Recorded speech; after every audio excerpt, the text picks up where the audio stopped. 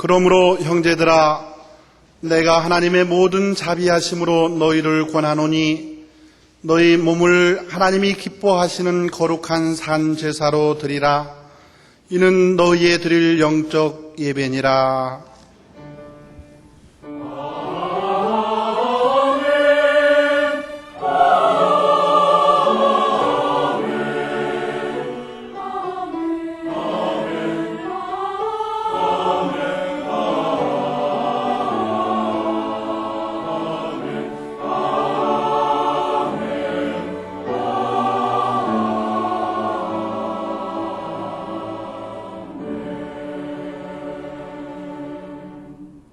이 시간 하나님께서 우리에게 주시는 구약의 말씀은 시편 55편 1절에서 7절입니다.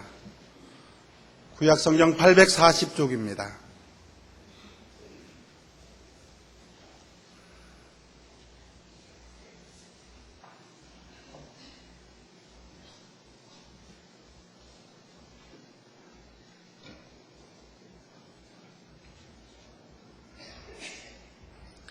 하나님이여, 내 기도에 귀를 기울이시고 내가 간구할 때에 숨지 마소서. 내게 굽히사 응답하소서.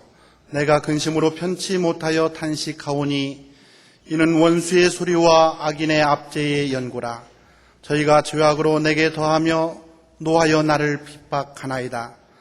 내 마음이 내 속에서 심히 아파하며 사망의 위험이 내게 미쳤도다. 두려움과 떨림이 내게 이르고 황공함이 나를 덮었도다. 나의 말이 내가 비둘기같이 날개가 있으면 날아가서 편히 쉬리로다. 내가 멀리 날아가서 광야에 거하리로다. 쉘라. 아멘. 주님의 말씀 받고자 주 앞에 왔으니 우리 귀와 우리 눈과 마음 높여소서.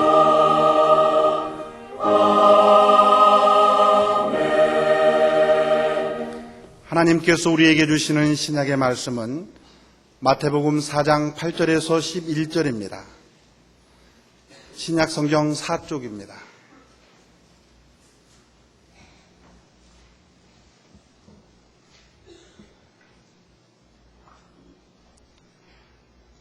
마귀가 또 그를 데리고 지극히 높은 산으로 가서 천하 만국과 그 영광을 보여 가로되 만일 내게 엎드려 경배하면 이 모든 것을 내게 주리라.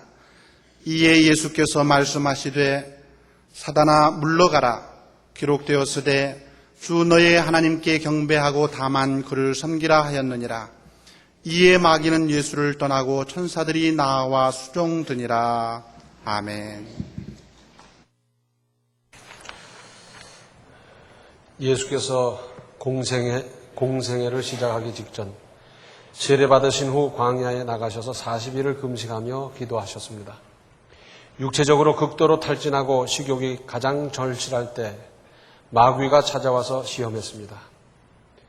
제일 먼저는 먹는 것으로, 두 번째는 내가 하나님의 아들임을 입증해 보라는 것으로.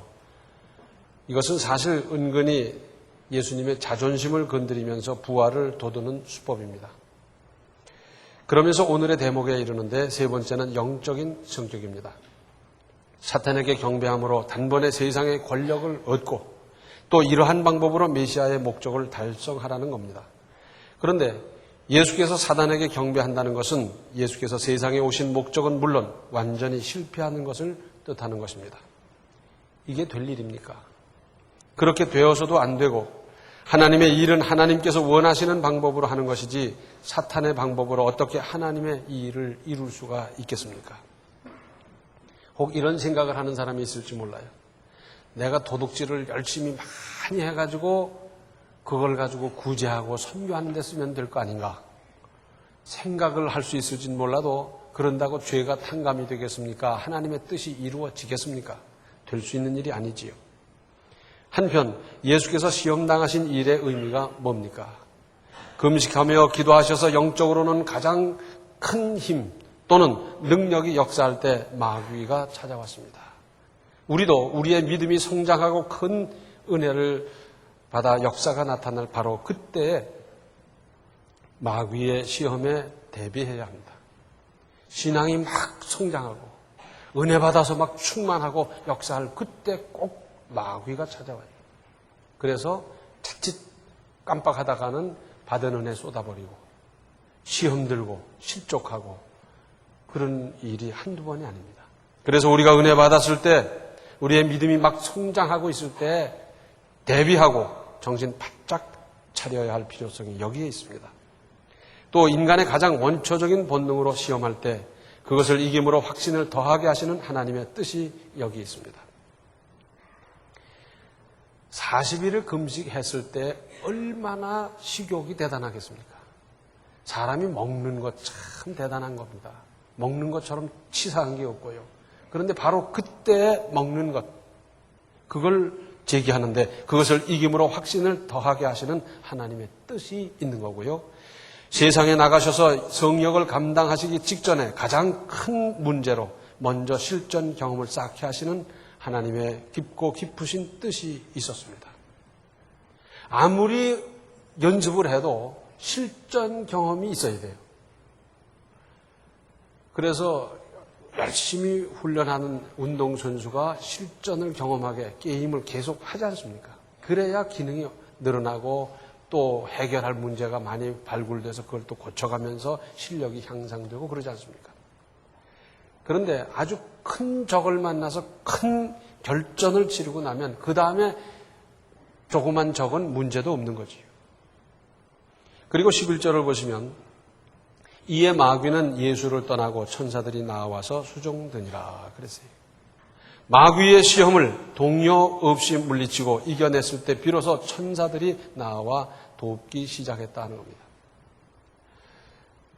자칫 잘못 생각하기 쉬워요. 자기는 손 하나 까딱 안 하면서 나를 이기게 해 주시옵소서 되겠습니까? 정말 힘든 결단을 하면서 믿음으로 1회전을 이겼을 때 그때 천사가 와서 도와서 그 다음부터는 더 힘든 상대를 만나는 2회전, 3회전, 준결승, 결승도 이길 수 있게 해 주실 겁니다. 해보지도 않고 제 힘들이지 않고 하나님은 능력이니까 나를 이기게 해 주십시오. 그게 되겠습니까? 우리가 할 일이 있어요.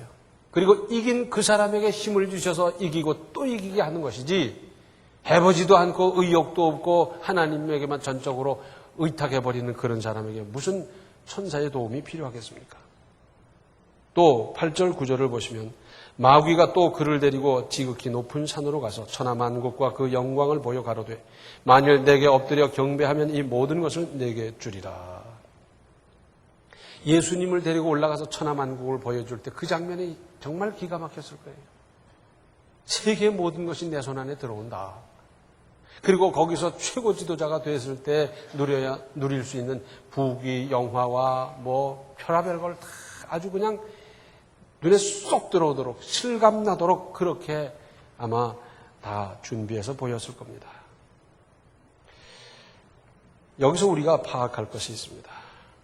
사단, 마귀 세력에게 속지 마십시오. 성경에 의하면 마귀는 속이는 영이다 그랬습니다.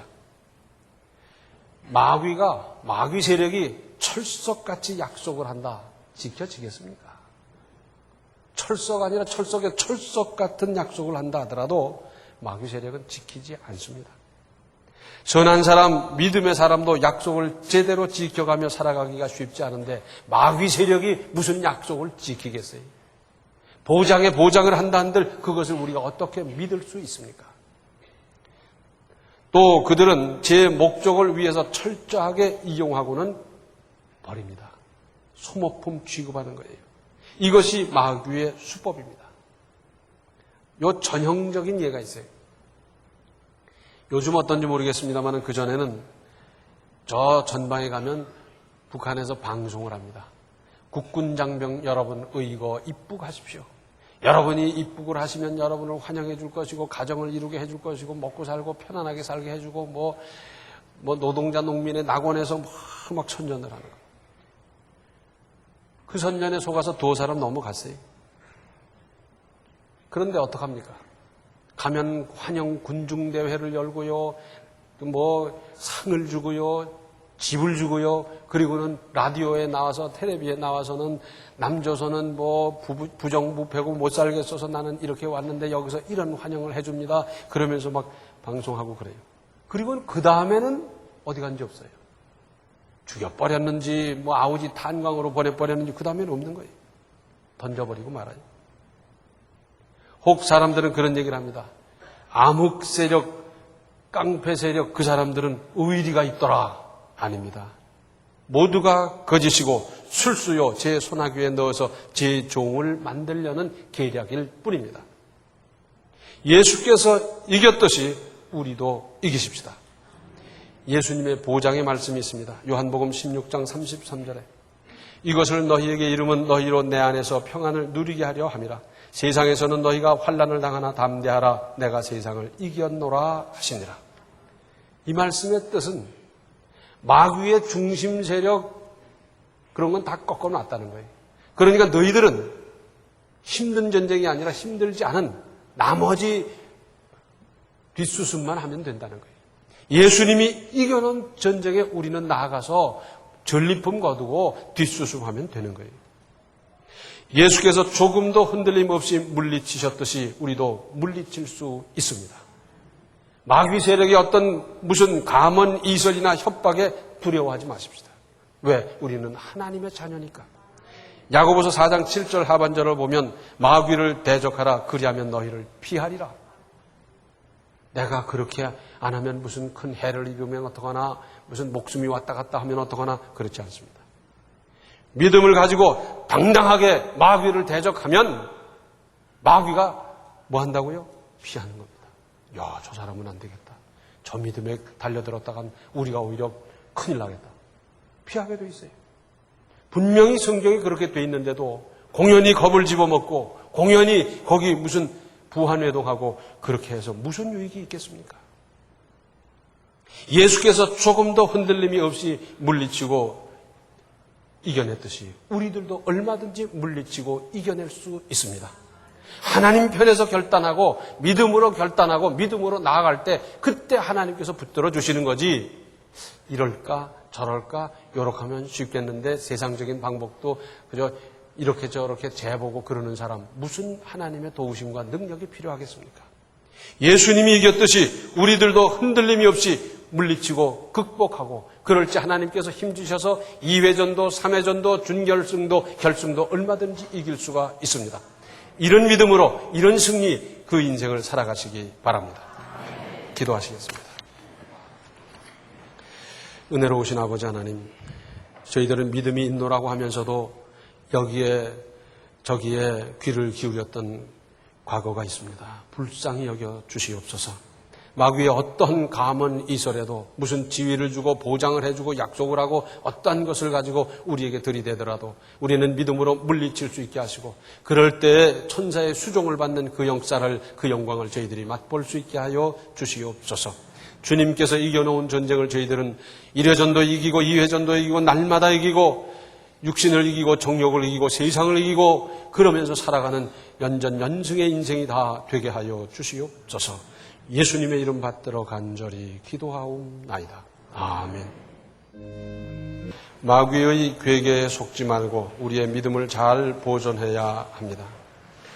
지금은 하늘 보좌를 버리고 이 땅에 오셔서 죄인을 위해 물과 피를 남김없이 쏟아주신 생명의 주 예수 그리스도의 은혜와 독생자까지 아낌없이 죄인을 위해서 보내주시는 하나님 아버지의 극진하신 사랑과 성령의 감화, 감동, 충만, 교통하심이 믿음으로 끝까지 승리하며 살기로 작정하는 모든 성도들 머리 위에 이제로부터 영원토록 함께 계시기를 간절히 축원하옵나이다. 아멘.